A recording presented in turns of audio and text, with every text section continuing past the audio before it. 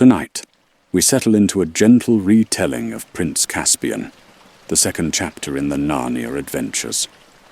Let your mind drift as we move through ancient forests, forgotten ruins, and a land where magic has been sleeping for a very long time.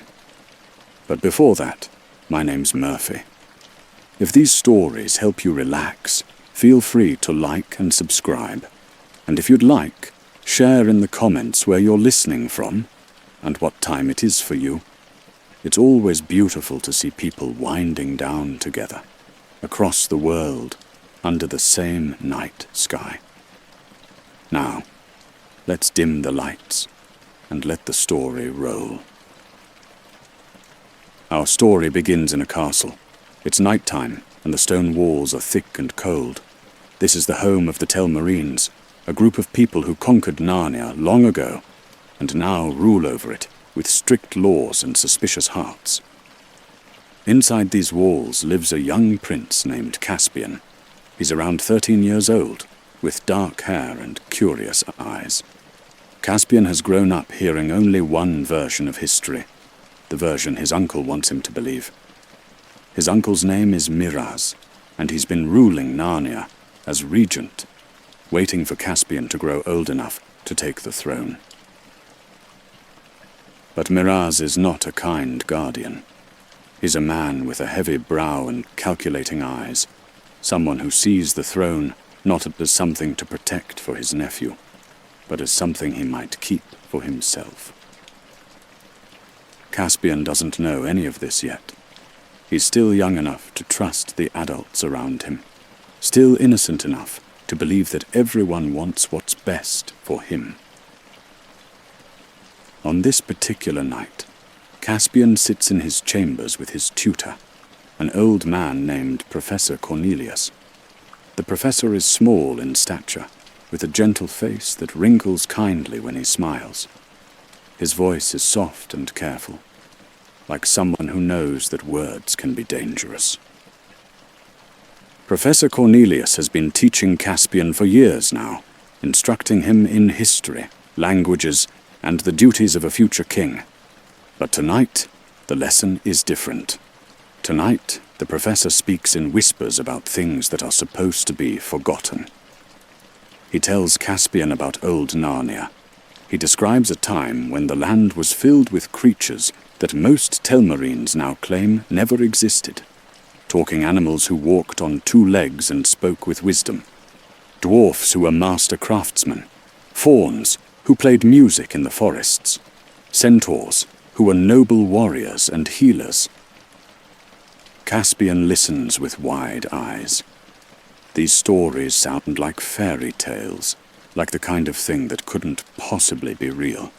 But the professor speaks with such certainty, such sadness, that Caspian begins to wonder if maybe, just maybe, these old stories hold more truth than the history books say.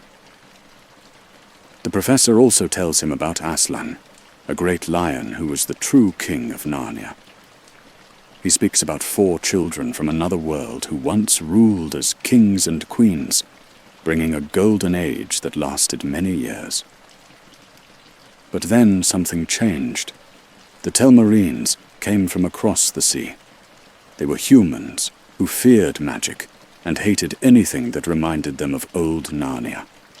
They drove the talking beasts into hiding, cut down the sacred groves, and rewrote history to erase any memory of what came before. Caspian absorbs all of this quietly. Part of him wants to believe it's just stories, but another part, the part that has always felt something missing in his uncle's court, knows that the professor is telling him the truth. Before Caspian can ask more questions, there's a commotion in the castle. Footsteps echo through the stone corridors. Voices rise in celebration. Something important has happened. Professor Cornelius goes to find out what's going on, and when he returns, his face is troubled. He tells Caspian that his aunt, Miraz's wife, has just given birth to a son. At first, Caspian doesn't understand why this matters, but the professor explains it carefully. Until now, Caspian was Miraz's heir. Miraz had no children of his own, so when the time came, the throne would pass to Caspian as it should. But now everything has changed. Now Miraz has a son, a direct heir of his own blood. And that means Caspian is no longer necessary. In fact, Caspian is now a threat. As long as Caspian lives, some people might believe he has a better claim to the throne than Miraz's newborn son. Miraz will want to eliminate that possibility. The professor's voice becomes urgent now. He tells Caspian that he must leave immediately. There's no time to pack, no time to say goodbye. Miraz's guards could come for him at any moment. Professor Cornelius leads Caspian through hidden passages in the castle, moving quickly but quietly. They make their way to the stables, where the professor has already prepared a horse, a strong, dark stallion that paws nervously at the ground. Before Caspian mounts, the professor gives him something. It's an old horn, carved from ivory and ancient beyond measure. The professor tells him it's Queen Susan's horn, a magical instrument from the old days. If Caspian ever finds himself in great danger, if he blows this horn, help will come. Caspian wants to ask more questions, wants to understand what's happening, but there's no time. Already, he can hear voices in the courtyard. Guards are being roused. Someone has discovered he's missing. The professor opens the stable door, and Caspian rides out into the night. Behind him, the castle that has been his only home grows smaller in the darkness. Ahead of him lies the forest, vast and unknown. Caspian rides hard, urging his horse forward. The night air is cool against his face, and the sound of hoofbeats pounds in rhythm with his racing heart. He doesn't know where he's going, only that he needs to get as far from the castle as possible. Behind him, he can hear other horses now. Miraz has sent soldiers after him. They're shouting to each other, coordinating their search. They fan out through the fields and towards the tree line, determined to find the prince before he can escape. Caspian enters the forest at full gallop. The trees here are old, their branches reaching across the path like ancient arms. Moonlight filters through the leaves in scattered patches, just enough to see by. The forest floor is covered in roots and undergrowth, making the path treacherous. The horse is breathing hard now, working to keep its footing. Caspian leans low, trusting the animal to find its way. Behind him, the sounds of pursuit grow louder. The soldiers are gaining ground. Suddenly, a low branch appears out of the darkness. Caspian doesn't see it in time. It strikes him across the chest and shoulders, knocking him backward off his horse. He falls hard, landing among the roots and leaves. For a moment, everything goes black. When Caspian opens his eyes, he's no longer alone. Standing over him are two figures, unlike any he's ever seen. One is short and stocky, covered in thick fur, with a broad face and intelligent eyes. It's a badger, but not like any ordinary animal. This badger stands upright and wears a vest. His name is Truffle Hunter. The other figure is also small, but in a different way. He's a dwarf, with a bristling red beard and a suspicious expression. His name is Nickabrick, and he doesn't look happy about finding an unconscious Telmarine in their forest. Caspian tries to sit up, still dazed from the fall. His head is spinning, and his vision is blurry. He reaches for his sword, but his hand is clumsy, uncoordinated. The dwarf draws a dagger, arguing that they should finish Caspian off right here. Telmarines are the enemy, he says. They've hunted old Narnians for generations, driving them into hiding, killing them whenever they're found. Why should they show mercy to one of them now? But Truffle Hunter stops him. The badger's voice is calm and reasonable. He suggests they find out who this boy is before making any decisions. Perhaps there's a reason he's alone in the forest, running from his own people. They search through Caspian's belongings, and that's when they find it. The horn. Susan's horn, unmistakable in its ancient craftsmanship. Truffle Hunter recognizes it immediately, and his whole demeanor changes. This is one of the sacred treasures of old Narnia, lost for centuries. How does a Telmarine prince come to possess it? Caspian, still groggy, tries to explain. He tells them about Professor Cornelius, about the stories of old Narnia, about having to flee because his uncle wants him dead. He says he's heard stories about talking animals and dwarves, but he never knew if they were real until now. The dwarf remains skeptical, but Truffle Hunter is more thoughtful. He suggests they take Caspian to someone who can help them decide what to do, someone older and wiser, who might understand what this all means. In the distance, they can still hear the Telmarine soldiers searching through the forest, calling to each other, their torches flickering between the trees. Caspian's pursuers haven't given up. Meanwhile, in another world entirely, 4 siblings are living a very different kind of life. Their names are Peter, Susan, Edmund, and Lucy Pevensie. They're standing on a train platform in London, dressed in school uniforms, carrying books and bags like any ordinary students. The platform is crowded with people rushing to catch their trains. The air smells of coal smoke and damp stone. Overhead, pigeons flutter between the iron girders that support the station roof. Everything is grey and ordinary, and completely normal. Peter is the oldest, tall and serious-looking, with the bearing of someone who's used to responsibility. Susan stands beside him, poised and calm, her dark hair pinned neatly. Edmund is a bit younger, quieter, with thoughtful eyes that seem to be always observing. And Lucy is the youngest, bright-eyed and hopeful, still seeing magic in the world even when others have forgotten how. They're waiting for their train, making ordinary conversation about school and homework, and the kinds of things that teenagers worry about. But there's something in their faces, something wistful, that suggests they're remembering something else, something wonderful that they've lost. A group of boys from Peter's school walk past. One of them bumps into Peter deliberately, then makes a comment meant to provoke a fight. The boy is looking for trouble, wanting to prove something. Peter's jaw tightens.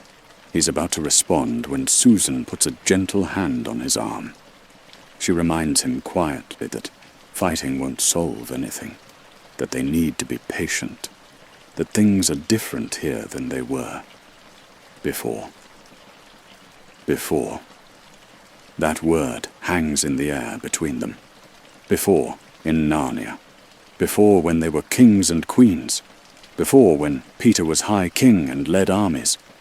But that was a long time ago, in a place that seems more like a dream with each passing day. Lucy stands apart from the others, closer to the edge of the platform. She's looking at an advertisement poster on the wall, but not really seeing it. Her mind is somewhere else, somewhere green and golden and filled with joy. Then something changes. Lucy feels it first, a strange, tugging sensation, like someone's pulling at something deep inside her chest. She looks around, confused, trying to understand what's happening. The others feel it too now. Edmund's head turns sharply. Susan's eyes widen. Peter drops his bag without meaning to. The sensation grows stronger, more insistent, like a tide that's pulling them away from shore. The train station begins to change. At first it's subtle. The light seems brighter. The sounds become muffled. Then the walls start to shimmer, like looking at something through water. The people around them seem to fade, becoming transparent, less real. Lucy reaches for Susan's hand. Edmund moves closer to Peter. They're all holding on to each other now, as the station continues to dissolve around them. The iron girders blur into branches. The stone floor becomes sand. The grey London sky brightens into something warm and blue. And then, quite suddenly, they're somewhere else, entirely. The four siblings find themselves standing on a beach.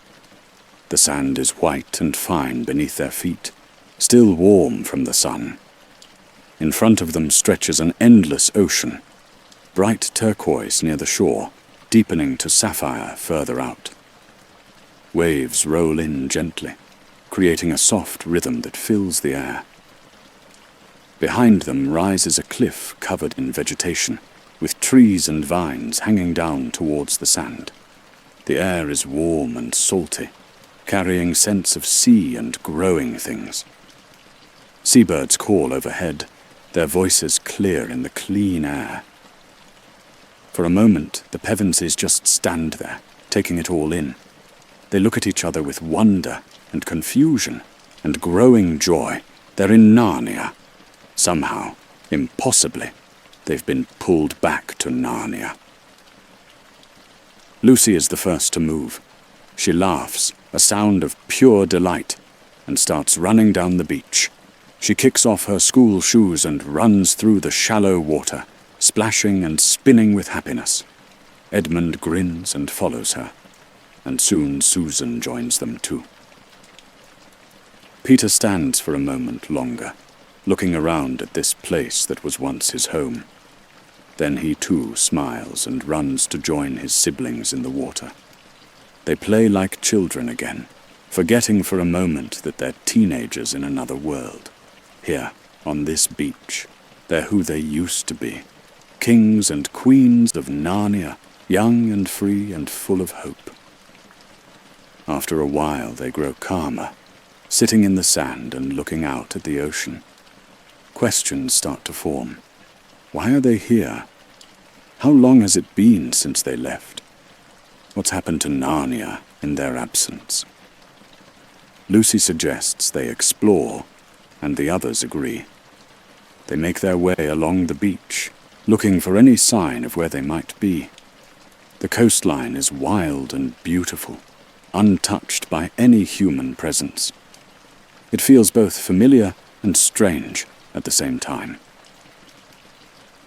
As they walk, they notice something unusual. There are stones embedded in the sand, too regular to be natural. The stones are covered in sand and vines, but they're clearly carved, clearly placed here by purpose. Peter bends down to examine them more closely. He brushes away sand, revealing smooth surfaces underneath. These aren't just rocks. They're dressed stones, the kind used in building. The four siblings begin clearing away more sand and vegetation, working together. Gradually, a pattern emerges. These are the remains of steps, a grand staircase that once led up from the beach. The steps are broken now, weathered by time, but they speak of something important that used to be here. They follow the steps up from the beach, climbing carefully over roots and fallen stones. The vegetation grows thicker as they climb, but they can still see traces of structure underneath. Walls, pavements, foundations. At the top of the stairs, they find themselves in what was once a courtyard. It's overgrown now, filled with trees and bushes, but the outline is still visible. And beyond the courtyard, rising from the jungle like the bones of some great creature, are the ruins of a castle. Susan stops walking, her hand going to her mouth. Lucy's eyes fill with tears. Edmund's voice is quiet when he speaks, saying what they're all thinking. This is Cair Paravel. This is their castle, the place where they once ruled, now in ruins. The four siblings move through the ruins slowly, touching walls they once knew, walking through halls that are now open to the sky. Everything is broken and overgrown, reclaimed by the forest. Trees grow where there were once great rooms. Vines cover stones that once formed intricate arches. Lucy finds what used to be the great hall, where they held feasts and celebrations. The floor is buckled now, covered in moss. Edmund discovers the remains of a tower, just a partial wall still standing, birds nesting in the cracks. They make their way carefully down some partially intact steps, descending into what remains of the lower levels. The air is cooler here, damper. They find themselves in a chamber that's more intact than the upper levels, protected somewhat from the weather. And here they find something extraordinary. In alcoves carved into the walls, still somehow preserved, are 4 statues. 4 figures standing in noble poses, wearing crowns, holding symbols of authority. The Pevensies move closer, and they realize with wonder that these statues are of them.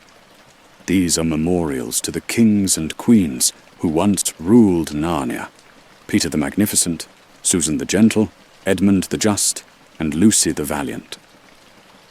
But the statues are old, ancient even. The stone is weathered, the details softened by time.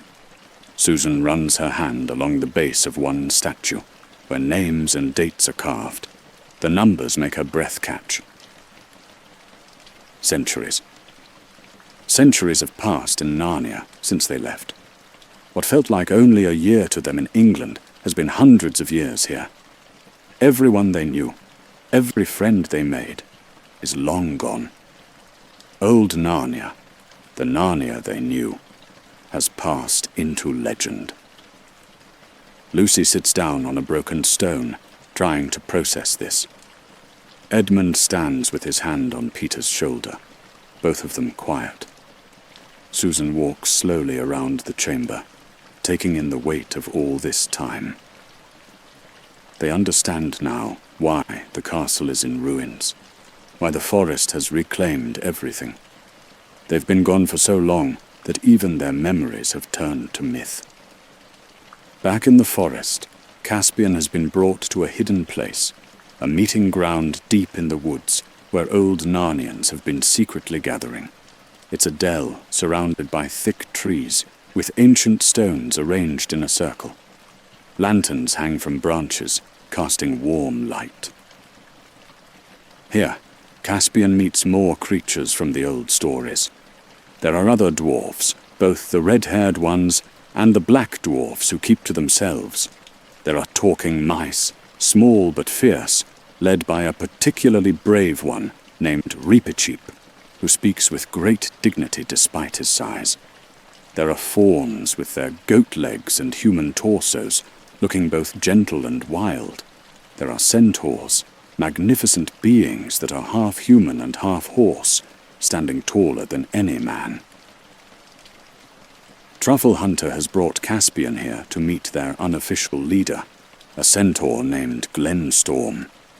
He's impressive to look at, with a broad chest and strong arms, his horse body powerful and graceful. His face is noble, weathered by years of hardship. The old Narnians gather around, examining this young Telmarine prince with suspicion and curiosity. Some argue that he's a trick, a trap set by Miraz to find their hiding place. Others wonder if perhaps he might be different from other Telmarines, if perhaps there's hope in his presence. Caspian tells his story again, explaining about Professor Cornelius, about the horn, about fleeing for his life. He admits he doesn't know much about old Narnia, but he wants to learn. He says he believes the stories now that he's seen talking animals and dwarves with his own eyes. Glenstorm considers this carefully. He asks Caspian what he wants, what he hopes to accomplish. Caspian doesn't have a clear answer. He just knows he can't go back to the castle, and he doesn't want to see Narnia remain under Miraz's cruel rule. The centaur nods slowly. He explains that old Narnians have been in hiding for generations, waiting for the right time to emerge. Miraz's forces are too strong, and any open rebellion would be crushed.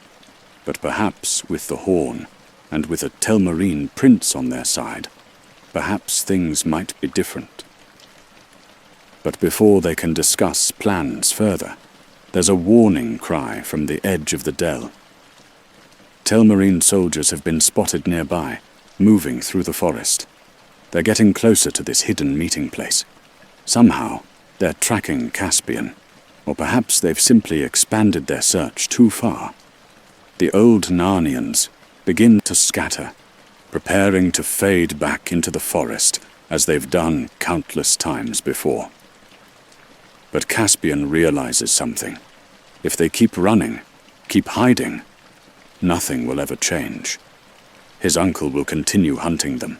Old Narnia will remain forgotten. He pulls out the horn, the ivory instrument that Professor Cornelius gave him. Truffle-hunter tells him to wait, to be certain before using it, because it can only be blown once. But Caspian can hear the soldiers getting closer. He can hear their horses, their shouts. He makes a decision. He puts the horn to his lips and blows. The sound that comes out is unlike any normal horn.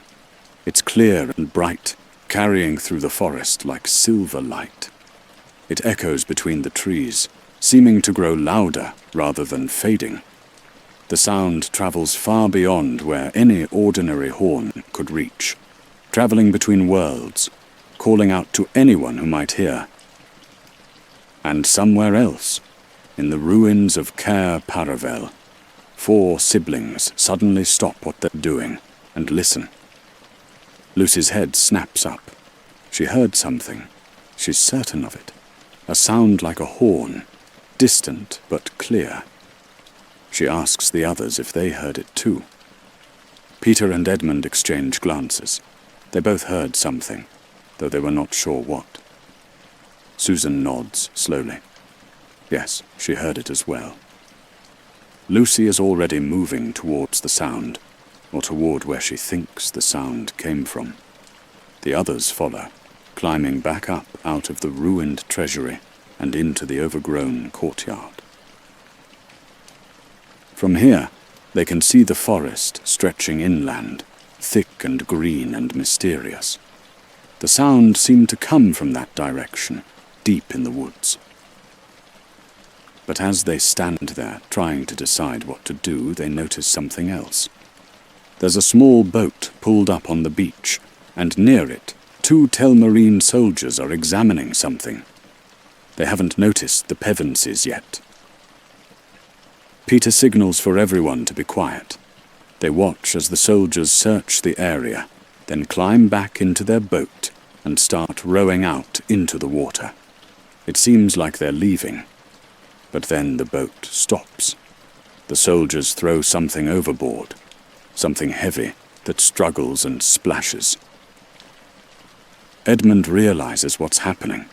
There's someone in the water, someone the soldiers just threw in to drown. Without thinking, he runs towards the beach. Peter follows, both of them diving into the water. They swim out quickly, reaching the spot where they saw the splash. There, sinking beneath the surface, is a dwarf. He's bound with ropes, unable to move his arms or legs.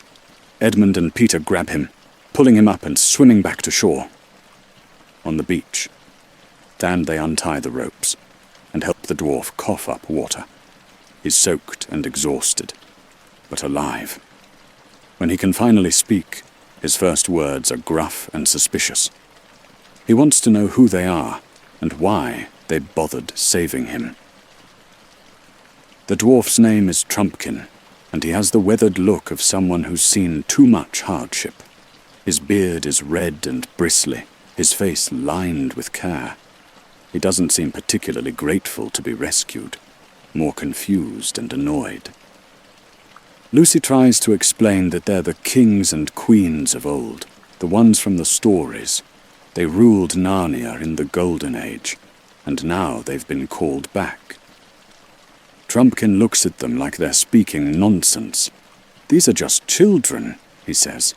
They're certainly not hundreds of years old, and even if they were who they claimed to be, what good would that do? Old Narnia is finished, he says. The Narnians who are left are scattered, and few. Miraz's forces control everything. Susan asks why he was being drowned. Trumpkin explains that he was sent by Prince Caspian to meet whoever the Horn had summoned. But when he got to Cair Paravel, he found no one. The Telmarine soldiers captured him on his way back, and they decided to drown him as a traitor. Peter wants to know more about this Prince Caspian, and why he blew the horn. Trumpkin is reluctant to say much, still not trusting these strange children who claim to be ancient kings and queens. Edmund suggests they prove who they are. Peter agrees. He challenges Trumpkin to a friendly duel, saying that if Peter can beat him, Trumpkin has to believe them and take them to Caspian. Trumpkin, despite being tired and waterlogged, agrees. He's a warrior, and he's not about to back down from a challenge, even from a boy. They find a clear spot on the beach, and someone produces practice swords, not real blades, just wooden ones that won't cause serious harm. Peter and Trumpkin face each other, taking their stances. The duel begins, and at first, it seems like Peter might be outmatched. Trumpkin is a skilled fighter, quick and experienced. He moves with practiced ease, his sword work clean and efficient. But Peter is better than he looks. He blocks, parries, moves with a grace that comes from years of training and real battle experience. Gradually, he begins to match Trumpkin move for move, then to gain the advantage. The duel goes on for a while, both fighters working hard, until finally Peter makes a clever move and disarms Trumpkin, sending the dwarf's wooden sword flying across the sand. Trumpkin stands there, breathing hard, looking at Peter with new eyes. He nods slowly. Maybe these children are who they say they are after all. Or at least, this one can fight like a king. Lucy steps forward with water, offering it to both fighters. Trumpkin drinks gratefully, then sits down in the sand. He looks tired, not just from the duel, but from everything, from years of fighting and hiding and losing. Peter sits beside him, and the others gather around. They ask Trumpkin to tell them everything, about Prince Caspian, about what's happened to Narnia, about why the horn was blown. And so, as the sun begins to lower towards the western sea, Trumpkin tells them the story. He speaks of Miraz and the Telmarines, of how they rule Narnia with fear and force. He tells them about the young prince who fled for his life, who found the old Narnians in the forest, who blew the horn hoping for help. He explains that the Narnians are preparing for war, but they're few in number and poorly armed. Miraz has a real army, trained soldiers, horses, siege weapons. The Narnians have only their courage and their desperation. As Trumpkin talks, the Pevensies listen carefully. They begin to understand why they were called back. Narnia needs them again, not as children playing at being rulers, but as warriors and leaders who can help turn the tide against overwhelming odds. Peter looks at his siblings, and they look back at him. Without words, they all understand. This is why they're here. This is their purpose. The next morning, the 5 of them, 4 Pevensies and 1 dwarf set out from the ruins of Cair Paravel. Trumpkin leads the way, taking them along paths he knows, staying away from places where Telmarine patrols might spot them. They move through the forest steadily, not rushing but not dawdling either. The woods here are beautiful, full of old trees and dappled sunlight. Birds sing overhead, and small streams trickle over smooth stones. As they walk, Lucy keeps looking around, seeing glimpses of things she remembers. She recognizes certain trees, certain clearings. She points out places where she played as a child, where she and Mr. Tumnus used to have picnics. But the forest feels different now, quieter somehow, as if it's sleeping.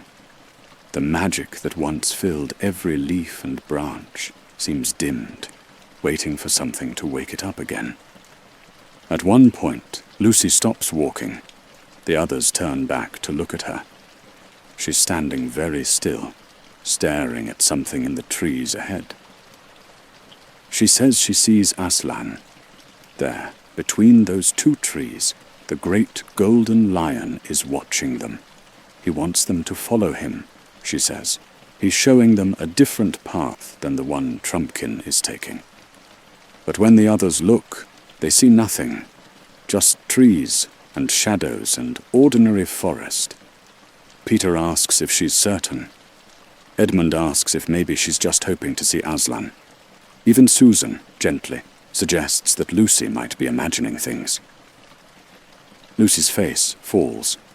She's certain of what she saw, but no one believes her. Trumpkin definitely doesn't believe her. He thinks she's just a child with too much imagination. Even her own siblings are skeptical. Peter makes a decision. They'll continue following Trumpkin's path. He trusts the dwarf's knowledge of the terrain, and they can't afford to wander off based on something only Lucy saw. Lucy wants to argue, wants to insist, but she sees that no one will listen. So she follows along behind, quiet and hurt, looking back at the trees where she saw the lion. But Aslan, if he was ever there, is gone now. After a full day of traveling, they finally reach the place where the old Narnians are gathered. It's a fortified position, built among ancient ruins that are even older than Cair Paravel. These are the ruins of Aslan's How, a great mound that was built over an even more ancient stone table. The How is impressive even in its age. It rises from the forest floor like a small hill, but it's clearly artificial, built by purpose. Inside are passages and chambers, carved from living stone or built from great blocks. It's defensible, hidden, and filled with old magic. Caspian is there, along with Glenstorm, Truffle Hunter, Reepicheep, and many other Narnians. They've been preparing for conflict, gathering what weapons they can, organizing themselves into something resembling an army. When Peter and his siblings arrive, there's a moment of uncertainty. The Narnians look at these 4 young people with confusion. Are these really the legendary kings and queens? They seem so young, so ordinary. But then Reepicheep, the valiant mouse, approaches Lucy and bows with perfect courtesy. He tells her he and his people have awaited their return for many generations. His faith is simple and complete. The horn was blown, and here are the kings and queens, exactly as the prophecies said. His confidence is infectious. Other Narnians begin to believe as well, bowing, welcoming the Pevensies with joy and hope. Caspian steps forward to meet Peter. The 2 young men, one a prince of the Telmarines, one a former High King of Narnia, look at each other carefully. There's respect there, but also uncertainty. Both are used to being leaders, and neither is quite sure how this partnership will work.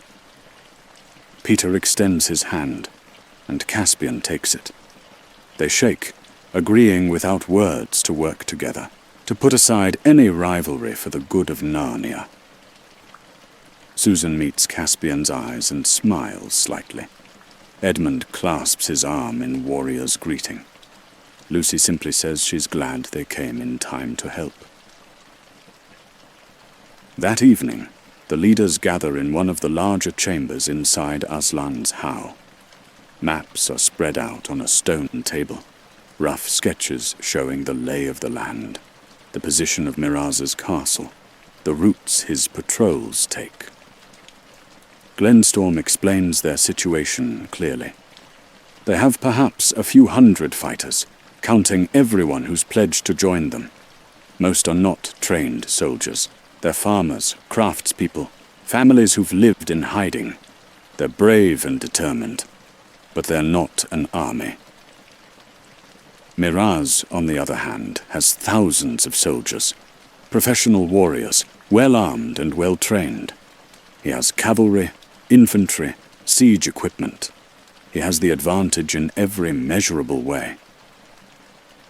Reepicheep argues passionately that they should fight anyway. Honor demands it, he says. They cannot continue to hide while tyrants rule their land. Better to die fighting than to live in fear. Trumpkin is more practical. He points out that dying gloriously won't help anyone. They need strategy, not just courage. Nikabrik, the dark-tempered dwarf, suggests they might need to seek other kinds of help, though he doesn't say exactly what he means. There are older powers, he hints, powers that existed before Aslan, powers that might be willing to aid them if properly summoned. Truffle Hunter immediately objects. Whatever powers Nikabrik is hinting at, they're not to be trusted. Aslan is their true king, and they must have faith that he'll help them when the time is right. This argument continues for a while, voices rising and falling, different views clashing. The Pevensies listen, taking it all in. Finally, Peter speaks. His voice is calm and carries authority. He says they need to stop reacting to Miraz and start making Miraz react to them. If they just wait here, Miraz will eventually find them and destroy them. But if they strike first, if they take the fight to Miraz, they might be able to turn their weakness into strength.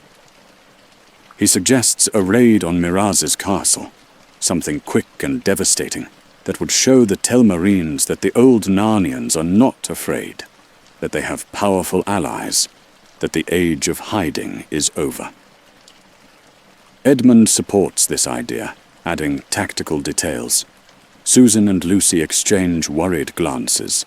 They know their brothers are brave, but they also know that raids can go wrong. Caspian is enthusiastic about the plan. He knows the castle, knows its layout, knows where Miraz keeps his weapons and supplies. He can guide them in. Glenstorm and the other Narnians debate the risks, but eventually they agree. It's bold, perhaps too bold, but staying hidden hasn't saved them so far. Maybe bold action is what's needed. They begin to plan in earnest, working late into the night. Peter and Caspian pore over the maps together, marking entry points, escape routes, timing. Edmund calculates numbers and odds. The Narnians volunteer for different roles, each offering their particular skills. Lucy sits a bit apart, listening, but not really participating. She's still thinking about Aslan, about the glimpse she had in the forest. She wonders if they should be making these plans at all, or if they should be waiting for Aslan to show them what to do. But no one asks her opinion, and she's learned that speaking up when others won't listen only makes her feel smaller. So she stays quiet, hoping that when the time comes, they'll be making the right choice. The Narnians spend the next few days preparing for the raid. Weapons are sharpened, armor is repaired, plans are reviewed again and again. There's a nervous energy in Aslan's house, a mixture of excitement and fear. Peter and Caspian work together closely, though there's an underlying tension between them. Both are natural leaders, both used to having the final say. Peter has centuries of legend behind him, but Caspian knows the current situation better. They manage to cooperate, but it's not always smooth. Susan practices with her bow, the same bow she used centuries ago, somehow preserved or perhaps renewed by Narnian magic. Her arrows fly true, finding their targets with satisfying precision. Edmund checks and rechecks his sword, testing its balance. Lucy is given a dagger and a small bottle, a healing cordial made from fire flowers, a magical medicine that can cure almost any wound.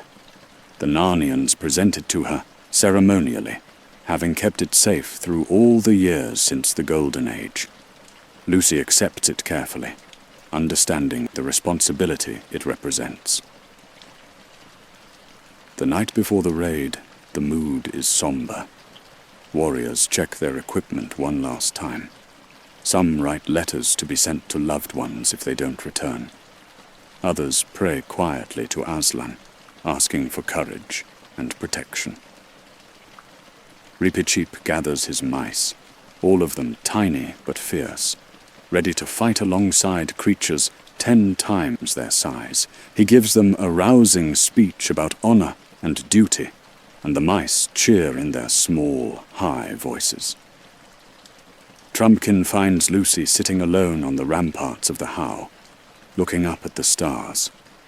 He sits beside her, not saying anything at first. After a while, he admits that he's scared. He's fought in many battles, but he never stops being afraid before them.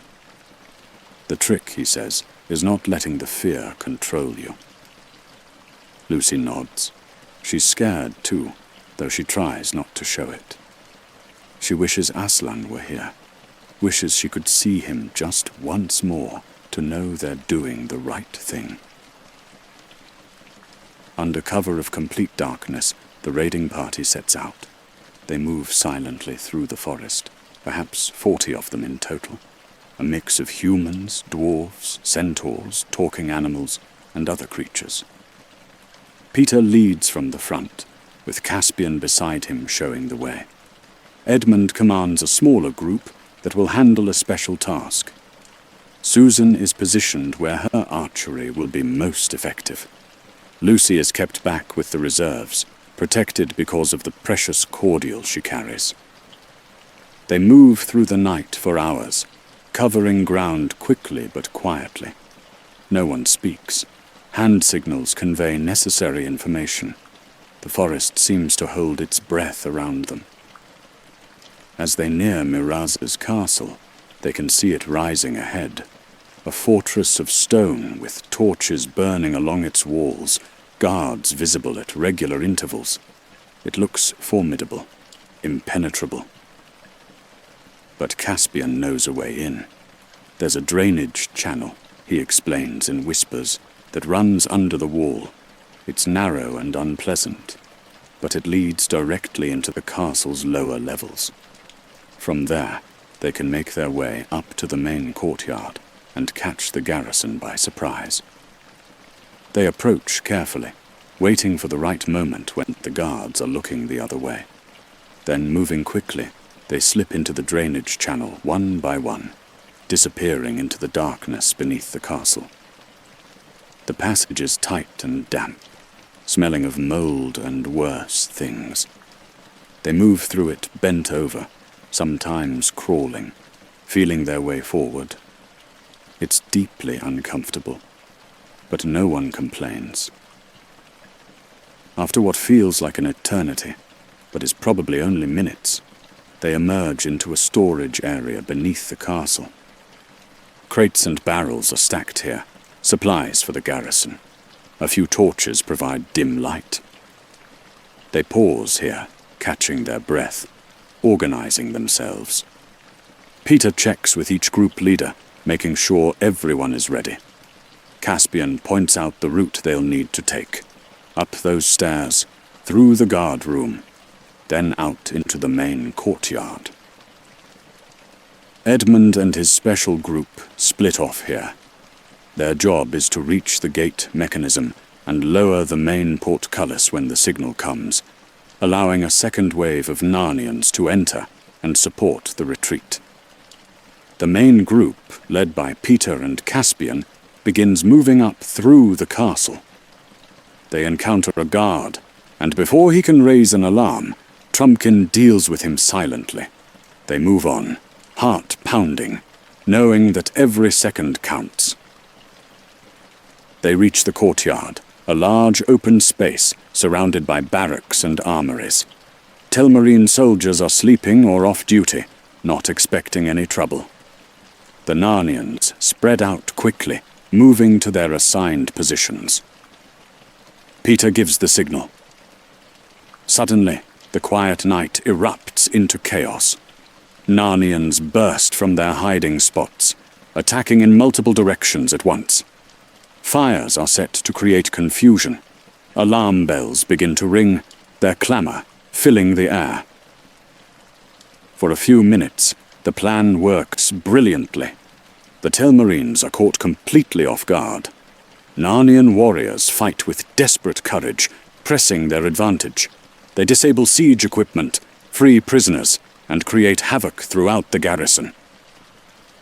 Susan's arrows fly with deadly precision, taking out guards on the walls.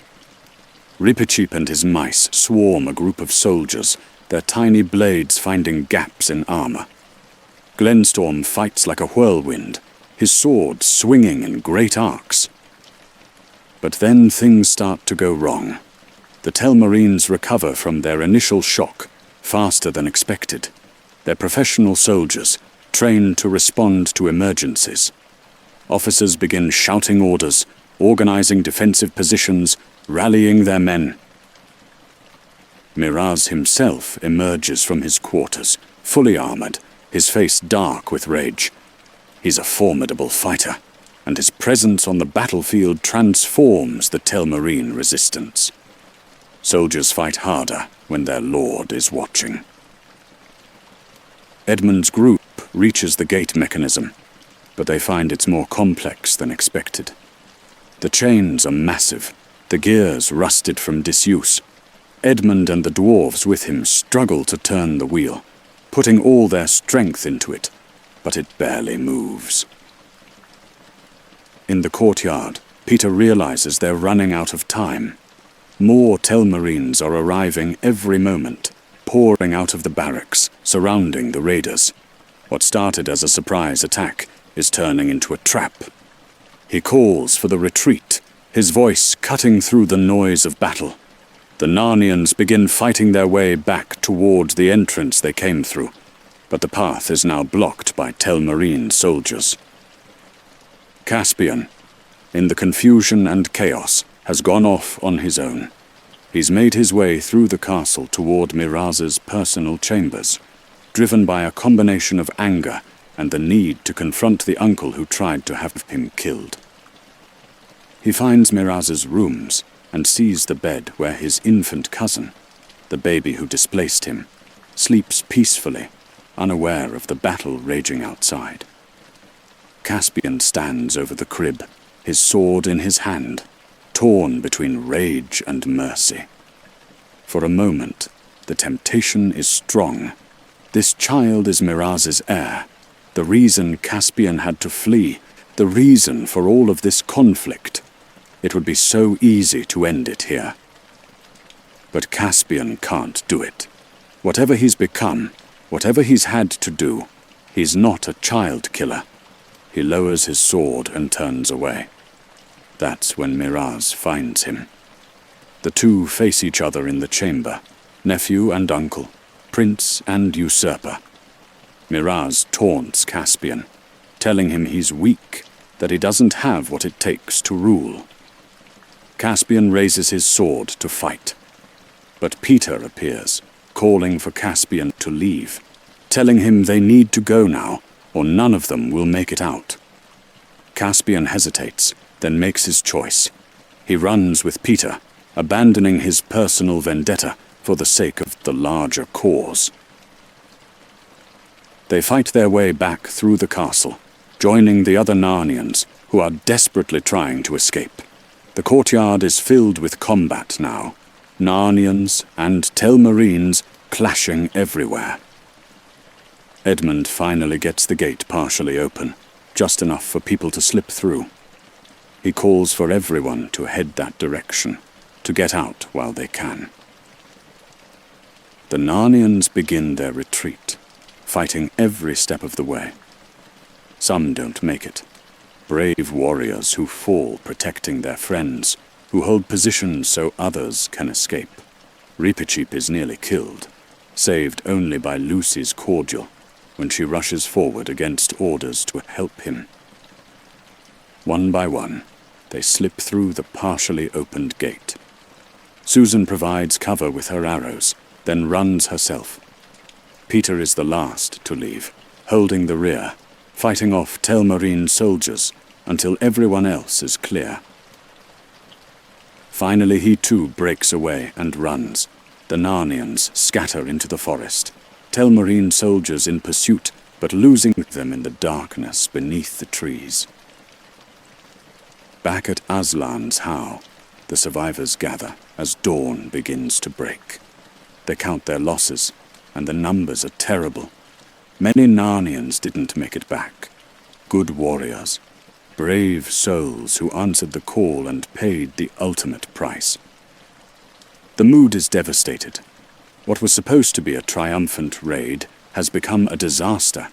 They failed to cause meaningful damage to Miraz, and they lost many of their own in the process. Peter stands apart, his face grim, blaming himself. He led them into that battle, and he led them to defeat. Susan tries to comfort him, but he's not ready to be comforted. Caspian is angry, pacing back and forth. He blames Peter for calling the retreat too early, for not letting him finish what he started with Miraz. If they'd just pressed on a bit longer, he argues, they could have won. Peter turns on him sharply.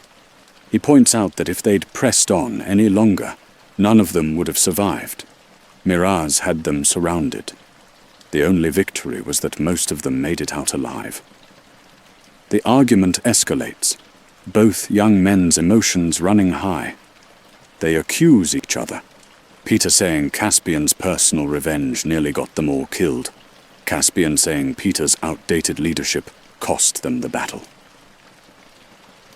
Edmund steps between them, trying to calm things down.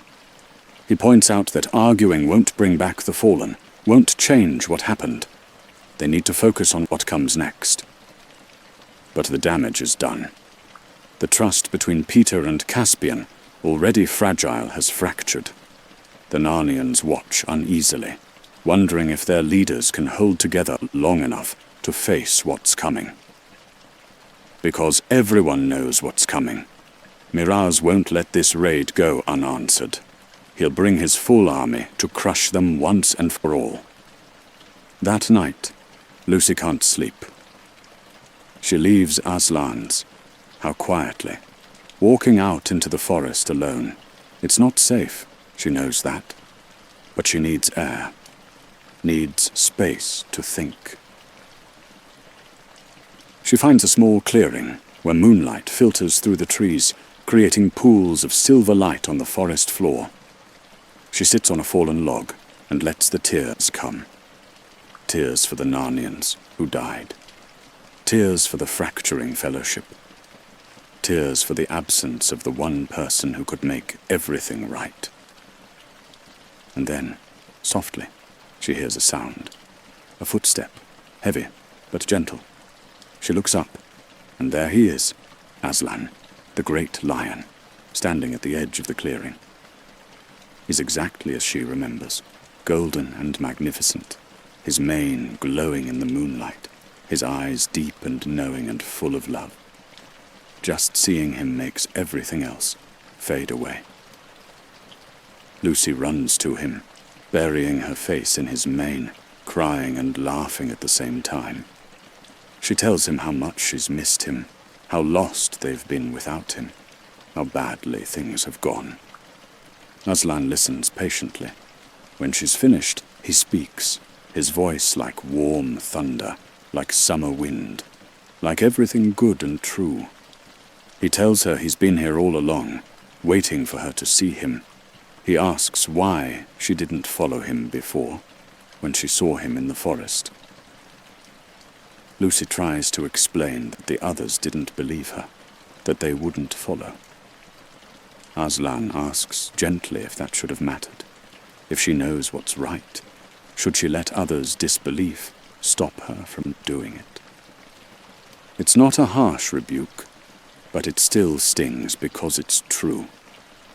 Lucy realizes she let her need for approval override her trust in what she knew was real.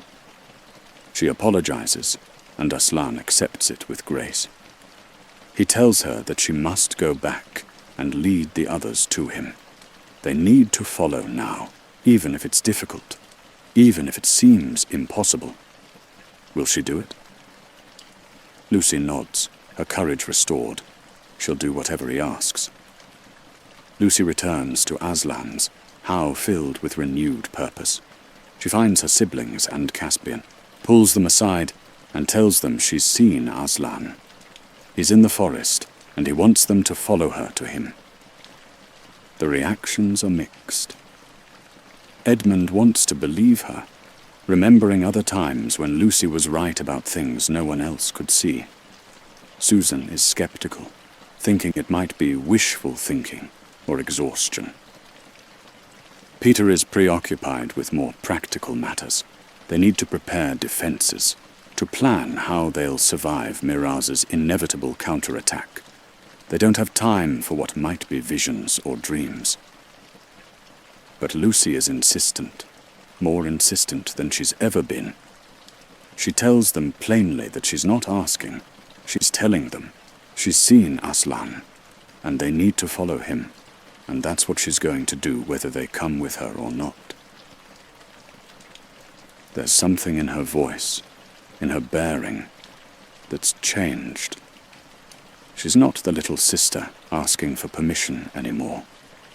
She's Lucy the Valiant, and she knows what needs to be done. Peter looks at her for a long moment, then sighs. He's too tired to argue, and maybe, just maybe, Lucy is right. They've tried doing things their way, and it's only led to disaster. Perhaps it's time to try something else. He agrees to follow her, and the others fall in line. Caspian, though confused about this Aslan everyone speaks of, agrees to come as well. They set out before dawn, moving quietly through the forest. Lucy leads confidently, not following any visible path, but seeming to know exactly where to go. She walks steadily, occasionally pausing to get her bearings, then continuing on. The forest around them is beautiful in the pre-dawn light. Mist rises from the ground, making everything look soft and dreamlike. The air is cool and fresh, scented with pine and moss. But the others are nervous. They're moving away from Aslan's howl, away from their defenses, away from everything they've been planning. If Telmarine scouts spot them, they'll be vulnerable out here. Edmund walks close to Lucy, trusting her completely. Susan follows less certainly, watching the trees for signs of danger. Peter and Caspian bring up the rear, both of them alert for pursuit. As the sun begins to rise, Lucy leads them to a river. The water here is clear and swift, flowing over smooth stones. The banks are lined with trees that lean over the water, their branches creating natural archways. Lucy stops at the river's edge, looking around expectantly. The others gather beside her, waiting to see what happens next. At first, nothing does. They stand there in the morning light, listening to the water, watching the forest, seeing nothing unusual. Susan starts to say that perhaps they should turn back, that there's nothing here. But Edmund shushes her, pointing. Lucy is staring at something, her face alight with joy, and even though the others can't see what she sees, they can see her reaction to it. And then slowly, the others begin to see him too. First Edmund, whose eyes widen. Then Peter, who straightens and removes his helmet. Susan gasps quietly. Even Caspian, who's never seen Aslan before, can suddenly perceive the great lion standing on the opposite bank of the river. Aslan stands golden in the morning light, more real than anything else around him. His presence fills the whole forest, making everything else seem small and far away. The Pevensies cross the river, splashing through the water without caring that they're getting wet. They reach Aslan and kneel before him, overcome with emotion. Peter asks for forgiveness for his pride, for leading them wrong. Susan apologizes for doubting. Edmund bows his head in respect and love. Aslan greets each of them warmly, calling them by name, reminding them that they've always been his, that he's never stopped watching over them. His voice is like coming home after a long journey. Caspian stands back, uncertain. He's heard stories of Aslan, but never quite believed them. Seeing the great lion now, he's overwhelmed, not sure what to do or say. Aslan approaches him, and Caspian falls to his knees instinctively. The lion tells him he's welcome in Narnia, that though he comes from the line of conquerors, he has chosen a different path, and that choice matters more than blood. Caspian finds his voice and asks what they should do now. Miraz's army is coming, and they're vastly outnumbered. How can they possibly hope to win? Aslan's eyes are kind, but also hold something wild and knowing. He tells them that the battle ahead will be difficult, but they will not face it alone. He will be with them, and so will all of Narnia. The true Narnia, the living Narnia. Not just the people who remember, but the land itself. He begins to move through the forest, and they follow him. As he walks, things change. The trees seem to wake up, their branches moving not from wind, but from something else, something alive. The river flows more joyfully, its water sparkling with unusual brightness. They can hear music in the air, though no one is playing instruments. They can feel the ground beneath their feet responding, welcoming, celebrating. Narnia itself is waking up after a long sleep, called forth by Aslan's presence. As they walk, they're joined by others. Wood dryads emerge from trees, their forms flowing and green. River spirits rise from the water, laughing and dancing. The very stones seem to hum with life. Lucia's delighted, spinning in circles, laughing. This is the Narnia she remembers, the Narnia of magic and wonder. Susan smiles, feeling the weight of worry lifting from her shoulders. Edmund and Peter exchange glances, understanding now that the battle ahead won't be fought by ordinary means. Caspian walks in wonder, seeing his world transformed into something he never imagined possible. Back at Aslan's How, the remaining Narnians have gathered for what they believe will be their last stand.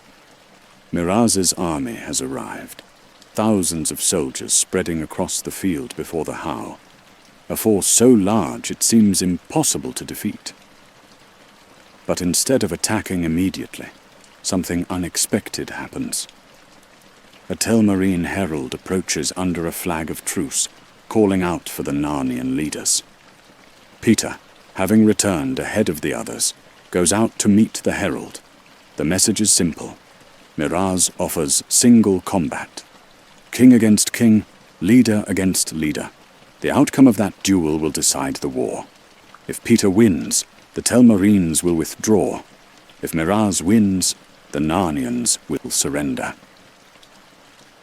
It's an obvious trap, or at least everyone thinks so. Edmund argues that Miraz won't honor any agreement, that it's just a trick to buy time or assassinate Peter. The Narnian leaders agree. It's too risky. But Peter considers it carefully. Fighting the whole army will lead to slaughter. At least in single combat, he has a chance, however small, and perhaps Miraz has his own reasons for wanting this, reasons that might work in their favor. He accepts the challenge, much to everyone's alarm. The next morning, both sides prepare for the combat. A field is chosen, neutral ground between the Telmarine army and Aslan's How. Both sides agree on the rules. Single combat, no interference. Fight until surrender or death. Miraz arrives in full battle armor, polished and imposing. He's a large man, strong and experienced, and he looks confident. He's fought many duels and has never lost. Peter dresses in his own armor, the ancient armor of the High King, maintained across centuries. Susan helps him with the buckles, her hands shaking slightly. Lucy gives him a brave smile. Edmund clasps his shoulder and reminds him of techniques they've practiced together. The two combatants walk out onto the field, facing each other across an open space. Around them, thousands watch. Telmarines on one side, Narnians on the other. Everyone silent and tense. A neutral party, one of Miraz's lords, explains the rules one final time. Then he steps back, raises his hand, and drops it. The duel begins. Miraz attacks first, his sword swinging in powerful arcs. He's trying to overwhelm Peter quickly, to use his superior strength and size to end this before it really starts. Peter blocks and dodges, moving defensively at first, testing Miraz's style, looking for weaknesses. He's learned from many battles that patience often beats raw power. The duel continues, both fighters working hard. Miraz lands a hit, his sword glancing off Peter's shield. Peter responds with a quick thrust that Miraz barely deflects. They circle each other, breathing hard, looking for openings. Susan watches from the Narnian side, her hands clenched. Edmund stands ready, watching not just the duel, but the Telmarine army, making sure they honor the agreement. The fight goes on, neither combatant gaining a clear advantage. Peter is faster, but Miraz is stronger. Peter is younger, but Miraz has more experience. They're well matched, and the battle could go either way. Miraz begins to tire slightly. Peter notices this and presses his advantage, attacking more aggressively. His sword work becomes more confident, more fluid. He's finding his rhythm now, remembering what it was like to be High King, to be a warrior who defended all of Narnia. Then Peter makes a good strike, catching Miraz across the leg. It's not a deep wound, but it's enough to slow the older man down. Miraz stumbles, and Peter could finish it here, could end the duel with a killing blow. But Peter steps back, giving Miraz a moment to recover.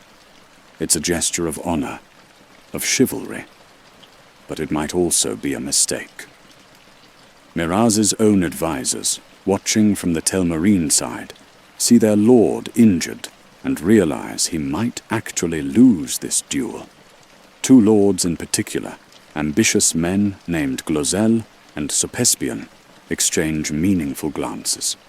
They've been waiting for an opportunity like this. If Miraz loses, they're disgraced along with him. But if Miraz dies in a different way, a convenient way, they might be able to take power themselves. As Miraz rises from his knee, breathing hard, one of his advisors approaches with water. Miraz takes the cup, drinks, and hands it back. But then he notices something. A look in his advisor's eyes, a strange expression. Before he can react, before he can defend himself, Glozelle draws a dagger and stabs Miraz in the back. The king falls, gasping in shock and pain. Chaos erupts. Glozelle spins toward the Narnians, pointing at Peter, shouting that the Narnians have broken the agreement, that they've used treachery and magic to assassinate the king during a fair duel. It's a lie, and everyone on the Narnian side knows it's a lie. But it doesn't matter. Glozelle rallies the Telmarine army, calling for vengeance, calling for blood. The soldiers, angry and confused and believing their leaders, charge forward. The Telmarine army surges across the field like a dark wave. Thousands of soldiers, fully armed and armored, rushing towards the small force of Narnians who stand ready at Aslan's How. Peter runs back to his lines, calling orders, organizing the defense. Edmund takes command of the left flank. Susan and her archers position themselves on higher ground. Caspian leads a group of Narnians to reinforce the center. The two armies collide with a crash of metal and wood. The Narnians fight with desperate courage, but they're vastly outnumbered. For every Telmarine soldier that falls, 2 more take his place. The battle rages across the field, brutal and chaotic. Centaurs charge through enemy lines. Dwarfs fight in tight formations. Talking beasts use tooth and claw. But slowly, inevitably, the Narnians are being pushed back, overwhelmed by sheer numbers. Glenstorm falls, struck down by multiple spears. Reepicheep fights on despite terrible wounds, refusing to retreat. Trumpkin holds a bridge with a handful of dwarfs, buying time for others to fall back. Peter fights in the thick of it, his sword rising and falling, trying to be everywhere at once, trying to keep his forces together. But he can see they're losing. He can see the end approaching. Just when all seems lost, something changes. The Telmarines on the far edge of the battlefield begin to shout in alarm, pointing at the forest. Their voices carry confusion and fear. The trees are moving, not swaying in wind, but actually moving, walking, advancing towards the battlefield.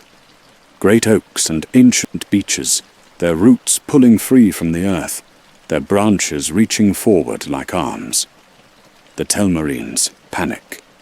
Some try to run, but the trees are everywhere now, surrounding them, blocking escape routes. Other soldiers try to fight, swinging swords at tree trunks, but it's useless.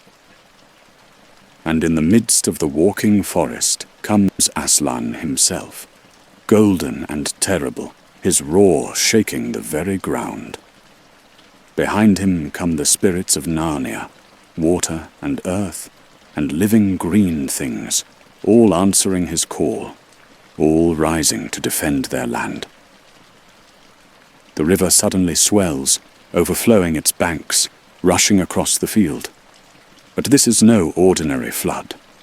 The water takes form, shaped by the will of the river god, sweeping Telmarine soldiers away, but flowing around and past the Narnians harmlessly. Lucy runs through the chaos with her cordial, healing the wounded wherever she finds them. Fallen Narnians rise again, their wounds closed, ready to fight on. The Telmarine army breaks. Some soldiers throw down their weapons and beg for mercy. Others try to flee but find themselves trapped by the awakened forest. Their proud army, so confident just minutes ago, is now scattered and defeated. The battle ends not with a final clash, but with surrender. The remaining Telmarine soldiers lay down their arms, kneeling in the mud, terrified of the magic they've witnessed. Glozelle and Caspian try to escape, but they're caught by the forest itself, held firmly by branches that won't let them go. They're brought before Aslan, who regards them with eyes that see everything they've done, every betrayal, every cruel act. The lion speaks judgment, and though his words aren't harsh, they carry weight that breaks both men's spirits. They're given to Caspian to face justice under Narnian law. As the dust settles, the Narnians gather together, wounded but alive, victorious but exhausted.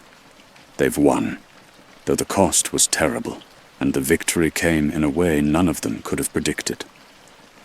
Aslan moves among them, speaking words of comfort and commendation. He praises their courage, mourns their losses, and reminds them that every ending is also a beginning. In the days following the battle, there's much work to be done. Wounded need caring for, both Narnian and Telmarine. The dead need honoring. Peace needs establishing. But there's also celebration. Aslan calls for a coronation, right there in the field where the battle was fought, on ground that's been transformed from a place of death to a place of new beginning. Caspian kneels before Aslan, still not quite believing everything that's happened. Just weeks ago, he was a confused prince, fleeing for his life. Now he's about to become a king. Aslan speaks over him, proclaiming him King Caspian X, ruler of Narnia, protector of all who dwell within her borders. He places a crown on Caspian's head, and when Caspian rises, he stands taller, bearing the weight of leadership with grace. The Narnians cheer, celebrating their new king. The remaining Telmarines watch uncertainly, not sure what this means for them. Aslan addresses the Telmarine prisoners, his voice carrying to all of them. He tells them they have a choice to make. They can stay in Narnia, under Caspian's rule, living peacefully alongside the old Narnians they once persecuted. If they choose this, they must commit to honor and justice, to respecting all the creatures of Narnia as equals. Or, he tells them, they can return to the land their ancestors came from. The Telmarines originally came to Narnia through a magical door, fleeing a different world. That door can be opened again, and any who wish to leave can go through it, starting new lives in the place their forefathers left centuries ago. Many Telmarines are skeptical. They don't believe in magic doors, don't trust this offer. But Aslan demonstrates. He roars, and a doorway appears in the air itself. Not a physical door, but an opening between worlds, shimmering and strange. To prove it's safe, to show that it's real, Aslan asks if anyone would volunteer to go through first.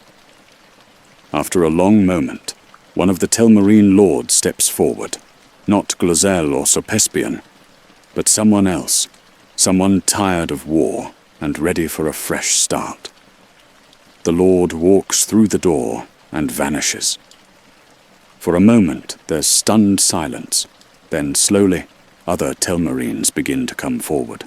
Some families, some individuals, each making the choice to leave Narnia and seek new lives elsewhere. Not all Telmarines leave. Many choose to stay, to make peace with the past and build something better. These ones approach Caspian and pledge their loyalty, promising to serve him and honor his reign. Caspian accepts them, offering forgiveness and welcome. He knows that true peace requires mercy, requires letting go of old hatreds. He's learned this from Peter and from Aslan, and he's determined to be a different kind of king than his uncle was. As the coronation celebrations continue, Aslan draws the 4 Pevensie siblings aside. His expression is kind, but also sad, and they understand immediately what he's going to say. It's time for them to go home. Their work in Narnia is finished. Lucy's eyes fill with tears. She asks if they can't stay just a little longer. Peter wants to argue that they could help more, that Caspian might need them. Susan and Edmund both look stricken. But Aslan explains gently that they have their own world to live in, their own lives to lead. Narnia will be fine without them now. Caspian is a good king, and the land is healing. They've done what they came to do. Susan asks if they'll ever come back. Aslan pauses, and there's something complex in his expression. He tells Susan and Peter that they will not return to Narnia. They've grown too old, learned what they needed to learn here. But Edmund and Lucy, they may return someday, when the time is right. This hits Susan and Peter hard. Never to return, never to see Narnia again. It feels like a door closing on the best part of their lives. But even as they grieve, they understand. They've had their time in Narnia, had their adventures, learned their lessons. Now it's time to take what they've learned and live it in their own world. They say their farewells to the Narnians they've fought beside. Trumpkin hugs each of them, his gruff exterior cracking as he admits he'll miss them. Reepicheep bows with perfect courtesy, thanking them for their bravery. Truffle Hunter speaks kind words about their leadership. Caspian embraces Peter like a brother, all their earlier rivalry forgotten. They've fought together, bled together, learned to trust each other. Peter tells Caspian he'll be a great king. Caspian thanks Peter for showing him what true leadership looks like. Susan and Caspian exchange a long look. There's something unspoken between them, something that might have developed into more if they had more time. But they don't have more time, and they both know it. Susan kisses his cheek gently, wishing him well. Finally, the four siblings stand before Aslan one last time. Lucy throws her arms around his neck, pressing her face into his mane, crying openly now. She tells him she doesn't want to leave, doesn't want to go back to being ordinary. Aslan tells her she's never been ordinary, that what she's learned in Narnia lives inside her, that she'll carry it always. He reminds all of them that he exists in their world too, though by another name. If they look for him there, they'll find him. Peter kneels, asking for Aslan's blessing. The lion breathes on him, a breath like summer wind, and Peter feels strength flow into him. Not physical strength, but something deeper. Something he'll need for the challenges ahead in his own world. Edmund and Susan receive similar blessings. Each is touched by Aslan's presence, changed and strengthened in ways they'll only fully understand later. Aslan leads them to the magical doorway that still shimmers in the air. Through it, they can see glimpses of their own world. A train platform, grey and ordinary, and utterly different from the golden land around them. They take one last look at Narnia, trying to memorize everything. The colors, the sounds, the feeling of magic in the air. Then, holding hands, they step through the doorway together. There's a moment of disorientation, of falling and flying at the same time. Colors blur, sounds fade, everything shifts. And then they're standing on the train platform in London, the same platform they left from, though only minutes seem to have passed. Their school bags are at their feet. The same people are walking by. The train they were waiting for is just pulling into the station. For a moment, they all just stand there, looking at each other.